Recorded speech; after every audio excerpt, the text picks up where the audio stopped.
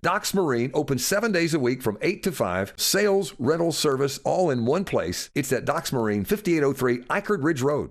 Good evening and welcome in to the WHKY News for Wednesday, October 16th.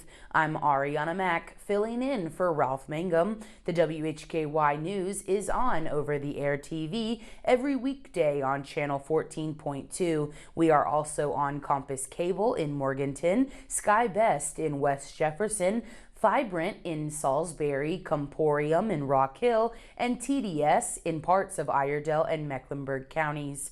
And of course, we're online at WHKY.com and on our YouTube channel.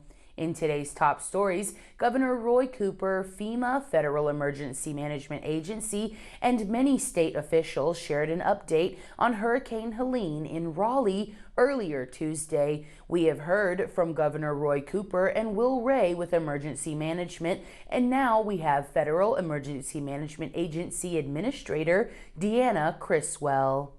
As you all know, Hurricane Helene charted an unprecedented path across 6 states, followed only 2 weeks later by Hurricane Milton. The destruction left by these storms has been catastrophic. FEMA and the entire federal family have been on the ground across the region since before the storm made impact. And I remain here in North Carolina, directing the response and the recovery efforts across all affected states, as well as our tribal nations. But I need everyone listening to hear this from me. The ongoing spread of misinformation about operations is not okay. It has got to stop. The federal family has been here, working side by side with the state since day one. These are people who put their lives on hold to help those who have lost everything. The FEMA workforce, they are dedicated to putting people first, to serving communities, and extending a helping hand when disasters like Hurricane Helene strike.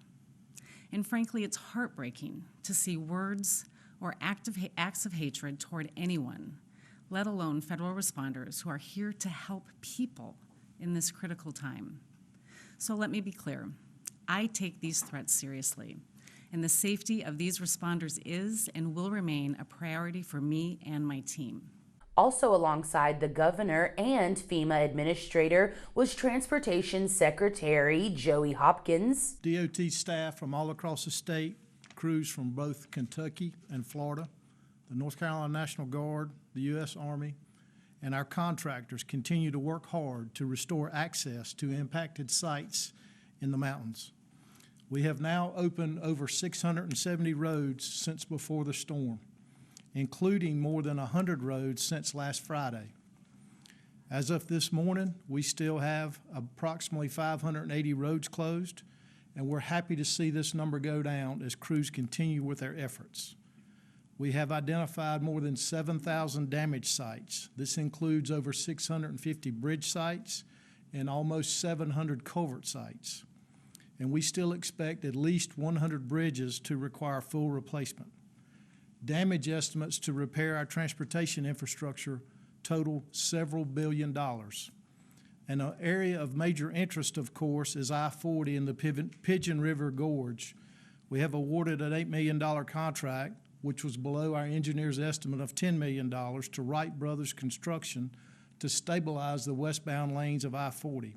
The full version, with all 6 officials and the governor speaking, is on FEMA's YouTube channel. Stay tuned here for continued updates on the relief of Hurricane Helene. WHKY's Rob Eastwood reports on early voting beginning tomorrow and spoke with Catawba County Elections Director for more information. We are joined by Amanda Duncan, the director of the Board of Elections in Catawba County. It's an exciting time with the elections starting, and I guess it's not going out on a limb for me to say this is your busiest time of year. Correct.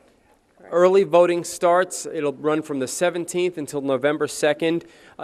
First of all, we'll start with the fact that this is an election, one of those election years that you'll have multiple locations. Where can people vote? Right. So we have 5 locations in the county, and those are located, one in Hickory, which is at Highland Rec, one in Mountain View, which is at the Southwest Library, one in Newton, which is at the Newton Library, and also in Conover Station, and don't forget Sherrills Ford at the Sherrills Ford Terrell Library. I guess the folks in the southeast part of the county need to be Right. served as well. Right. Do you expect higher numbers than usual this year? Yes, every presidential election, we do have higher numbers. Back in 2020, at early voting, we voted over 55,000 people. What do people need to know about this process? Is there anything that you need to tell them? Anything changed this year from previous years? So, yes, there is a change, and it's a major change, so just be prepared. So when you come to an early voting or even election day, you must show a photo ID. That's the one major change from the last presidential election.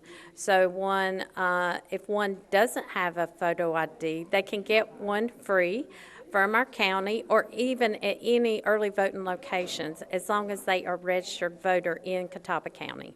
Speaking of that, people can register during early voting, correct? Correct, they can. So if you missed the deadline, which was October 11th, you can register at our early voting locations and vote at the same time.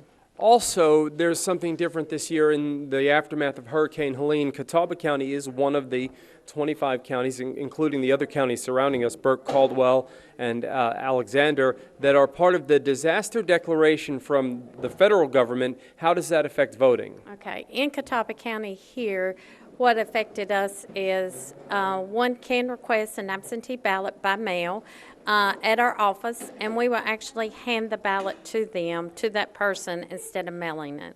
Okay. And they have up until November 4th at 5 p.m. to do that. Thank you, Amanda Duncan. Appreciate it. Amanda Duncan, the Director of the Board of Elections for Catawba County, with early voting getting underway. And reporting for WHKY News, I'm Rob Eastwood. Thank you, Rob. There is a longer version of Rob and Amanda's interview on our WHKY YouTube channel for much more information. I'm Arianna Mack, filling in for Ralph Mangum. This is the WHKY News.